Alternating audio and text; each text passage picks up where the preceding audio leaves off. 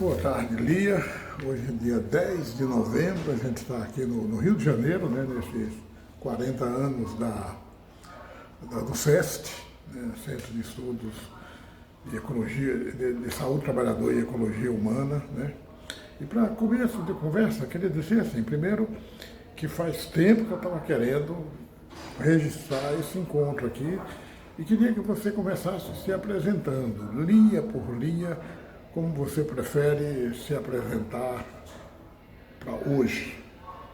Fazer uma breve apresentação, né?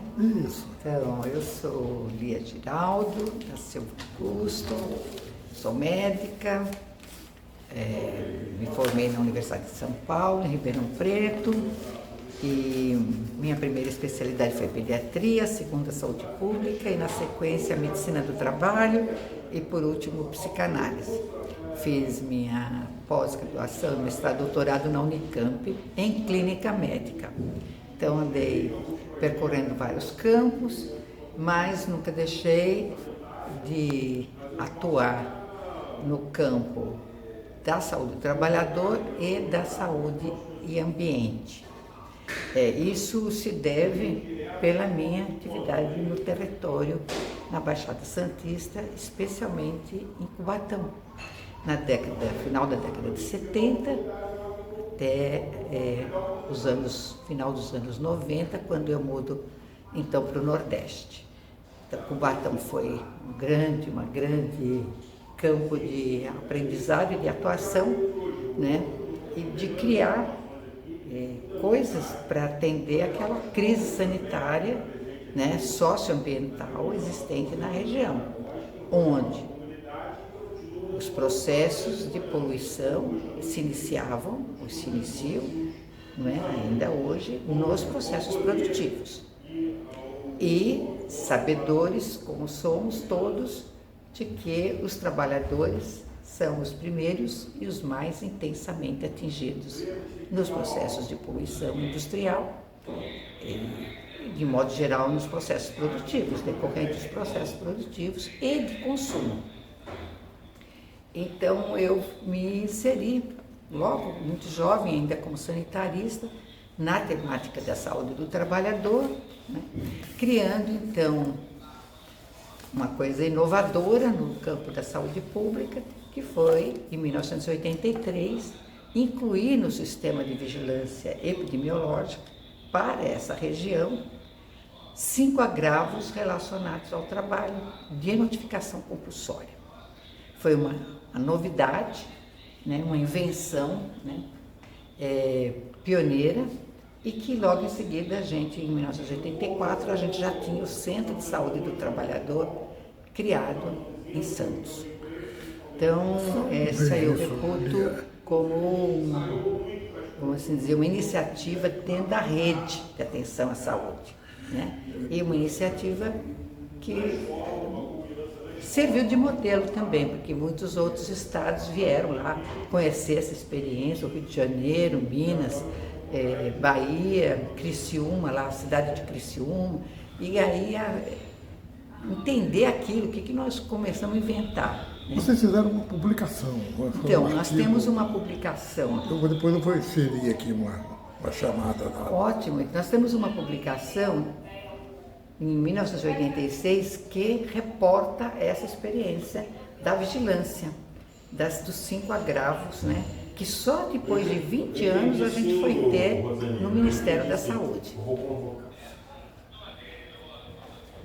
E aí o Ministério da Saúde só 20 anos depois que a gente foi ter a nível nacional. Né? Então, o Estado de São Paulo, nós tivemos uma gestão que foi durante o governo de Montoro, de 83 a 87, sob a secretaria de João Yunes, um espaço de gestão criativo para os territórios criarem aquilo que fosse necessário para atender as necessidades da população naqueles territórios de gestão.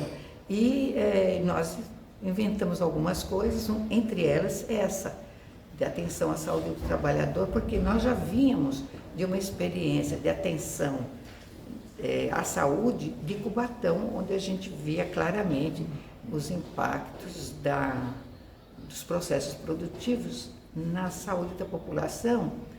E em 1980 o DIESAT se instituiu e nós participamos já nessa época da criação do DIESAT. E o Sindicato dos Metalúrgicos de Santos, vendo essa atuação, me ofereceu de pagar o curso de Medicina do Trabalho para que eu me tornasse assessora do Sindicato dos Metalúrgicos. Foi quando aí comecei a estudar melhor as atividades dentro da siderúrgica e descobrimos a epidemia do benzenismo, da leucopenia, né, por conta da exposição ao benzeno decorrente do gás de coqueria. Então, essa é uma outra história, mas faz parte desse começo da minha atividade como médica do trabalho. Você quer comentar alguma coisa dessa experiência do sindicato com o benzenismo? Olha, foi uma experiência das mais ricas. Eu fiquei como assessora do Sindicato dos Metalúrgicos por 18 anos. Nossa.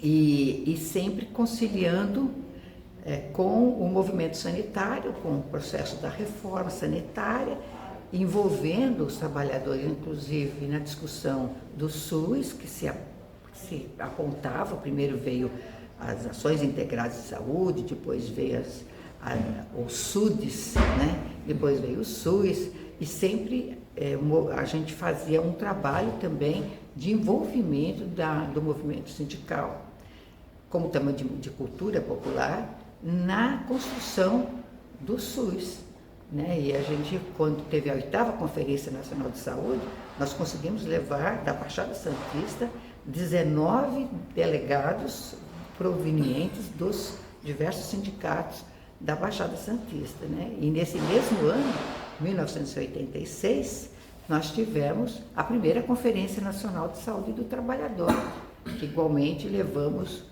uma boa delegação, participamos ativamente com atividades pré-conferência, né? Então, eu tenho um sentimento de que se nós construirmos na rede de atenção à saúde um bom cuidado da saúde do trabalhador, nós cuidamos dos trabalhadores, mas a gente fortalece muito a política de saúde para toda a população, porque há uma possibilidade de envolvimento de uma força política pressionando mais organizadamente as autoridades, né, de saúde, no sentido de melhorar as condições de atenção à saúde para a população de um modo geral.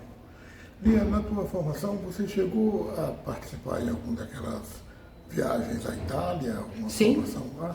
Eu estive em 85 na Itália, foi até um convite do próprio, com o convênio que foi feito entre o governo italiano e a Secretaria de Estado de Saúde de São Paulo. O secretário, Dr. João Yunis, vendo meu interesse pela área, ele me disse se eu não queria ir numa delegação para a Itália, né? E eu aceitei, óbvio, e foi muito importante percorrer as várias experiências italianas, bastante diversificada, conforme os territórios, conforme os processos produtivos, conforme a organização, inclusive sindical lá, né? Então foi muito interessante ter ido para a Itália e ter bebido, né, como nós todos brasileiros no processo da reforma sanitária, bebeu da experiência italiana na construção da política de saúde e também da saúde do trabalhador. Nessa tua trajetória, você citou o trabalho, assim, da época do enfrentamento da exposição ao benzeno, também de outros cancerígenos, né? Você foi convivendo o amianto. Nós tivemos uma grande ação. Essa ação do benzeno, foram assim 12 anos de trabalho consecutivo para conseguir fazer ajustes nas NRs, ter vigilância da saúde dos trabalhadores a nível do próprio Ministério da Saúde, do SUS, né? e também da Previdência Social, especialmente nas questões relacionadas ao reconhecimento não só do benzenismo, da leucopenia, como agravo à saúde relacionado com o trabalho, mas não só pela perda de função, porque obviamente era uma doença não incapacitante para o trabalho a que o trabalhador estava contratado. Então, nós contrariamos o princípio legal de reconhecimento do benefício no sentido de trazer para um aspecto que eles até então não observavam. Nós tínhamos uma perda da saúde que poderia levar a uma doença fatal e que os trabalhadores não podiam mais permanecer naquele ambiente pela exposição química.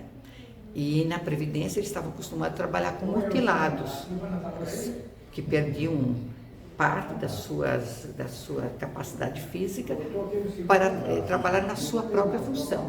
E nós introduzimos o conceito do ambiente também como um elemento de reparação nas condições de trabalho, ambiente geral, né, de contaminação química. Isso foi muito interessante porque a Previdência mudou as suas normas e incluiu, inclusive para dar alta a esses trabalhadores, incluiu a necessidade de um laudo ambiental. E como não havia como fazer reabilitação profissional, porque se tratava de uma poluição química, eles não tinham perdido a capacidade de função, foi muito interessante porque eles passaram a mudar, inclusive, a forma de fazer reabilitação para situações que antes eles não estavam atentados, como, por exemplo, a questão da poluição mesmo, nos ambientes de trabalho. Lia, eu não vou seguir aqui uma cronologia propriamente dita, não, mas depois fica à vontade se você quiser. Mas você me perguntou uma coisa importante. Nós atuamos no fechamento da ROD, também como programa de saúde do trabalhador. Né? A gente já sabia dos lixões da ROD, já desde Cubatão, mas durante o período da ditadura, nós não podíamos, porque era área de segurança nacional, e a gente não podia falar nada. Então, por exemplo, eu fiz uma vez um ofício à CETESB, querendo saber onde que estavam os lixões, né, os resíduos das indústrias, e isso era segredo de Estado. Só depois, com a redemocratização, né, quando entrou o governo eleito, é que nós fomos, então, procurar exatamente onde estavam aqueles resíduos e cuidar da população que estava exposta. E aí foi quando os trabalhadores químicos da ROD nos procurou, nós já tínhamos o nosso serviço montado, eles tinham acne-cloro no corpo todo e a gente conseguiu fazer o nexo causal com a exposição, os solventes clorados, e isso foi importante para criar uma comissão de saúde independente dos trabalhadores acometidos, e com esses trabalhadores nós fizemos o primeiro dossiê da ROD e o Ministério Público entrou com uma ação que acabou rapidamente com uma decisão judicial com o fechamento da empresa em Cubatão. Legal. Você comentou essa sua participação na história da construção do SUS, do projeto da reforma sanitária, e tem toda uma abordagem conceitual, né, de repensar a saúde e o papel do trabalho como um determinante fundamental. E eu tenho visto nos últimos, talvez eu diria, o período mais recente de últimos anos, assim, uma participação tua sempre de uma forma muito crítica em relação à introdução da ideia de One Health, né, de uma só saúde, e a crítica pelo o que essa abordagem traz de rompimento, de abandono, né, dos princípios trabalhados no SUS. Essa é uma Fala um pouco tua... É uma pergunta que é muito importante, porque ela está entrando de um modo falacioso, né?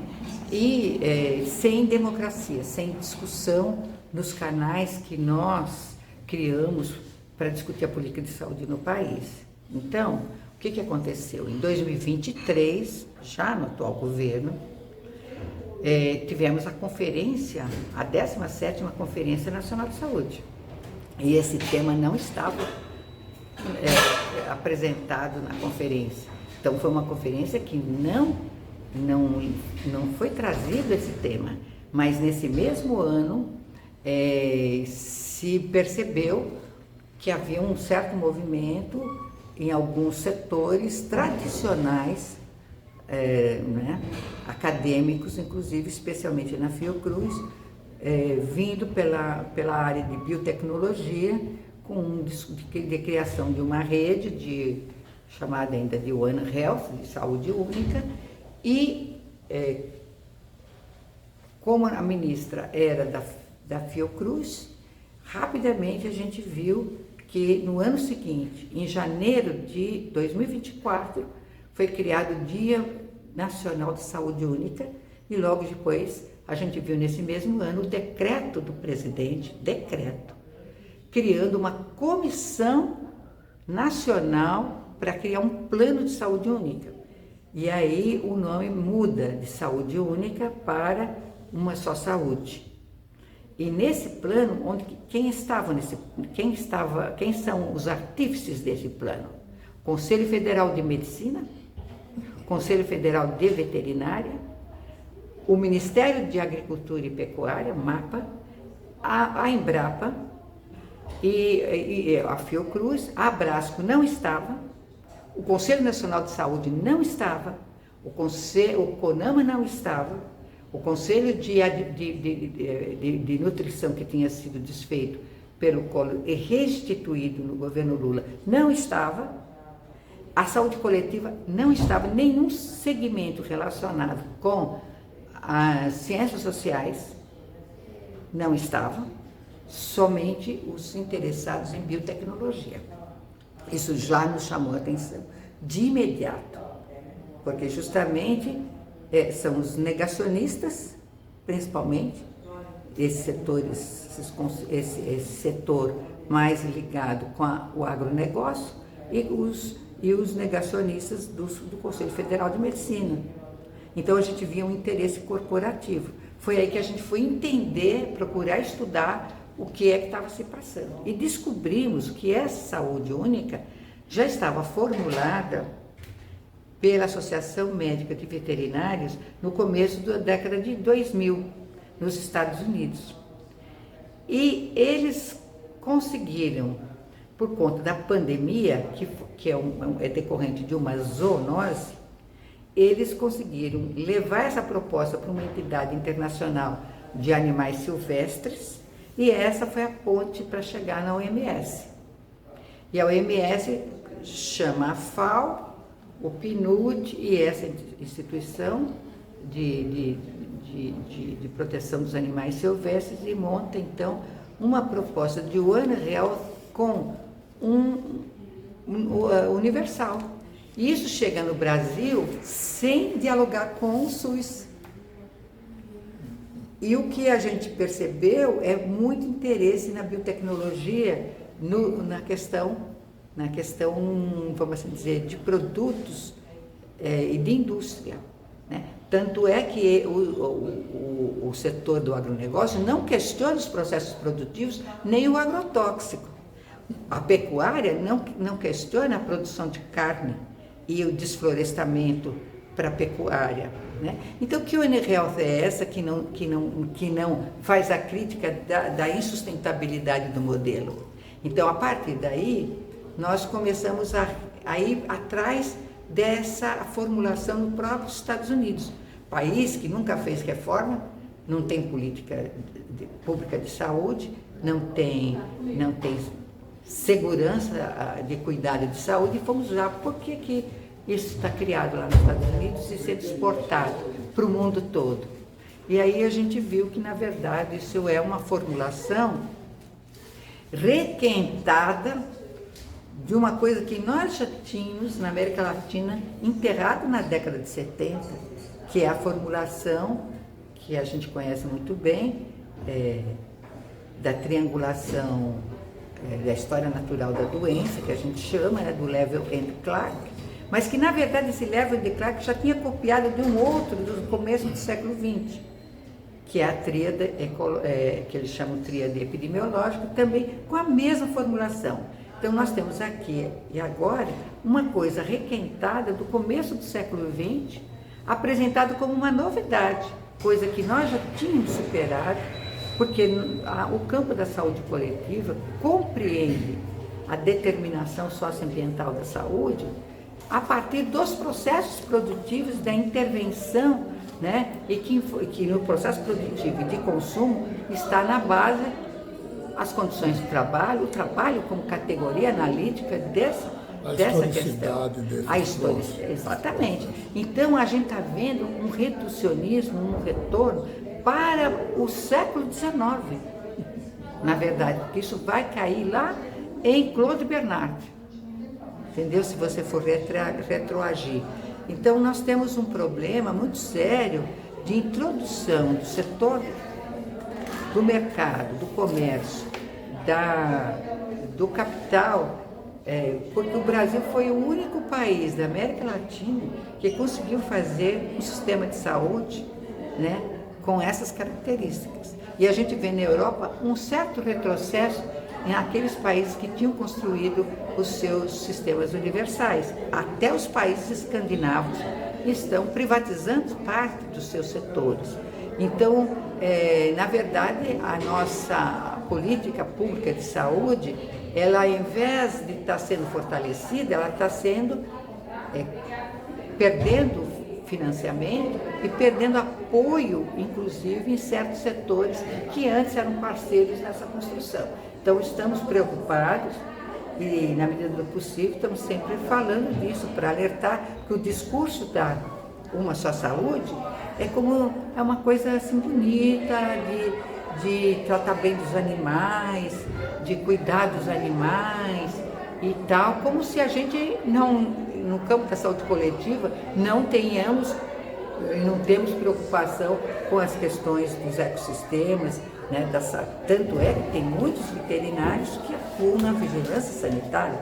Aliás, a vigilância sanitária, ela predominantemente, corporativamente, ela é realizada pelos veterinários, né? Então, mas é uma certa falácia essa de que a saúde coletiva não incorpora o tema da ecologia, mas a saúde única não incorpora efetivamente a ecologia.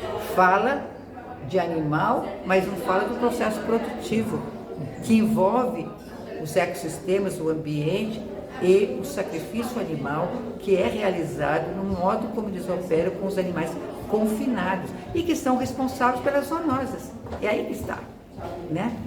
Então é por isso. É muita coisa. Eu vou te fazer aqui juntar duas questões numa só, já que hoje cedo a gente viu aqui uma discussão sobre a Covid, particularmente sobre a ocorrência das consequências pós-Covid, né, a chamada Covid longa. E durante a apresentação você fez uma intervenção muito inspirada no olhar da saúde do trabalhador, de um pedido da necessidade da gente buscar a distribuição dos dados daquelas ocorrências em sintonia com as informações sobre os processos de trabalho, as exposições do próprio trabalho, se poderíamos encontrar interações, etc. E aí eu vou te pedir que você comente um pouco esse olhar, não apenas para a Covid, mas para a gente pensar na saúde do trabalhador. E desse mesmo tema acabou sendo destacado, emergindo o tema da sindemia. E eu queria te ouvir falar a respeito desses dois temas. Então, o problema, nós temos um grande problema de informação, sistemas de informação, né?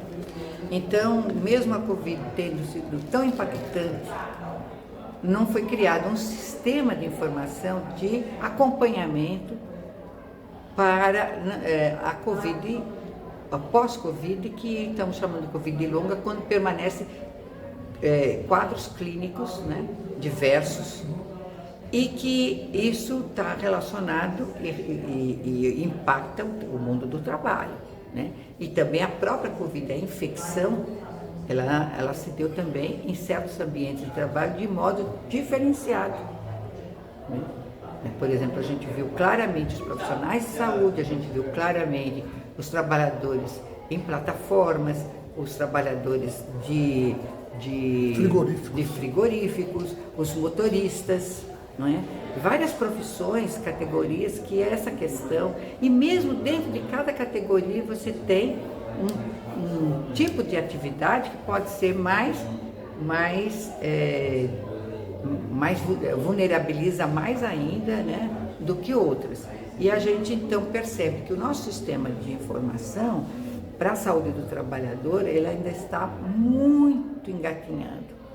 E no caso da Covid, que foi tão expressivo essa questão, nós não desenvolvemos um segmento, um processo de notificação e de acompanhamento, desde a atenção primária. Então você tem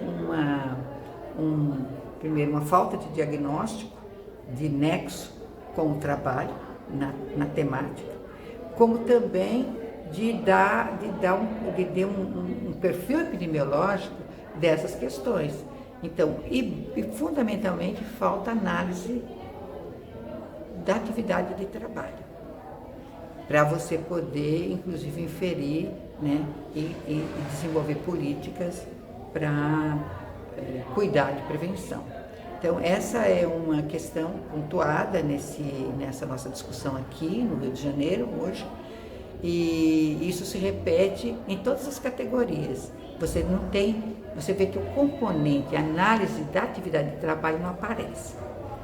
Nós acabamos agora de publicar um dossiê sobre saúde reprodutiva e agrotóxico, e é interessante que em todos os artigos que levantamos na produção nacional, que é baixíssima, com um escopo de efeitos tão grande, a gente não vê praticamente a menção da ocupação e mínima análise de atividade de trabalho. Por exemplo, 43 anos que a gente analisou de publicações científicas no Brasil, a gente só viu 5 trabalhos com mulheres camponesas. Só 5. E a maioria dos trabalhos estão concentrados no Rio de Janeiro e são com mulheres urbanas que tiveram exposição mais ambiental, vamos assim dizer, ou relacionada com a contaminação de água ou produtos e tal, e o trabalho não aparece.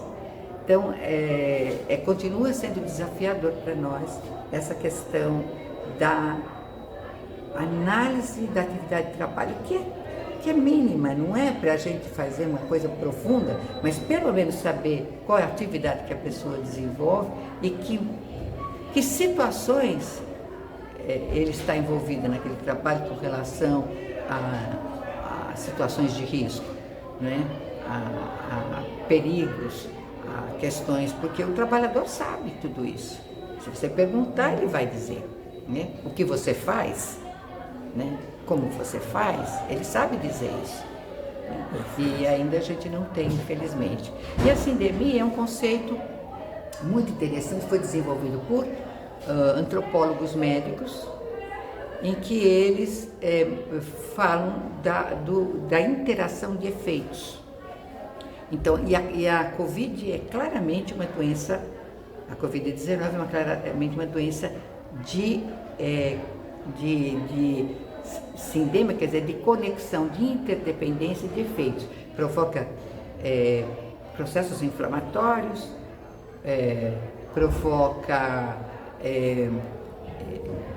o sistema como um todo, onde se você já é um obeso, que já tem um processo inflamatório pela obesidade, com o processo inflamatório da infecção, você tem um efeito mais exacerbado. E assim vai, né? Então, a sindemia, hoje, a principal revista médica, que é o Lancet, ela tem uma linha de publicação só sobre a sindemia. Então, hoje a gente tem, por exemplo, relação entre nutrição, mudanças climáticas e obesidade. Claramente uma sindemia, né? Sindemia é quase um sinônimo de interação, né? Isso é muito útil esse conceito para nós não pensarmos numa perspectiva de monocausalidade, né? A gente perceber que no processo de saúde e doença nós temos um processo de determinação histórica, né? que comporta a questão de classe, de gênero, de escolaridade, né? De raça, que essas coisas todas estão interligadas. Por isso que nós temos diferenciais de vulnerabilidade, diferenciais de exposição, diferenciais de efeito no processo, então, de saúde e doença em populações. Maravilha, Lia. Eu vou te pedir agora só para você fazer suas palavras finais. Inspire-se aí, como talvez nesse próprio desafio, nesse trabalho que você citou agora há pouco, dos efeitos reprodutivos, dos agrotóxicos, se quiser falar mais alguma coisa, enfim, fique à vontade para suas palavras finais. Bem, eu assim, já numa condição de uma pessoa que já está, né, fazendo balanços, né, da nossa construção. Eu ainda acredito muito no SUS, porque nós construímos uma política soberana. Essa política, ela foi uma invenção nossa. E ela foi uma invenção através do pensamento crítico que nós conseguimos construir com a saúde coletiva. Quer dizer, a gente, inclusive, deixou de se chamar medicina social ou de saúde pública para chamar de saúde coletiva, para abrir o espaço para todas as profissões, ser interdisciplinar, intersetorial e participativa. São os elementos que estão na Constituição. Nós somos marcados por princípios de universalidade, princípio de integralidade, de equidade e por métodos de descentralização, de participação, de intersetorialidade. Então, nós temos um arcabouço jurídico institucional que dá conta de a gente trabalhar de modo efetivo os problemas dos territórios, das populações em seus territórios, né? E aí não sei que a gente agora está sofrendo essa pressão de retrocesso, mas nós temos, eu acredito que esse é o caminho e que ele deve ser fortalecido e a gente deve lutar pelo SUS e pela saúde coletiva, que é uma coisa mais soberana e avançada que nós criamos no mundo. Não tem igual. Com certeza. É uma política generosa, né? A universalidade, tem todo mundo ser reconhecido como cidadão, como portador de direitos individuais, sociais. O que o Arouca disse, né? É um processo civilizatório. O SUS é um processo civilizatório. E é a única política que entrou na Constituição por demanda de emenda popular. Entendeu? Então, ela tem essa generosidade porque ela cumpre aqueles S's, né, que eu gosto muito, que o nosso companheiro equatoriano Jaime Breu fala, né? O S da sustentabilidade, da soberania, da solidariedade e da salubridade. Então, que a gente possa continuar lutando pelo SUS e pela saúde coletiva. Viva o SUS! Viva o SUS! Muito obrigado, Maria.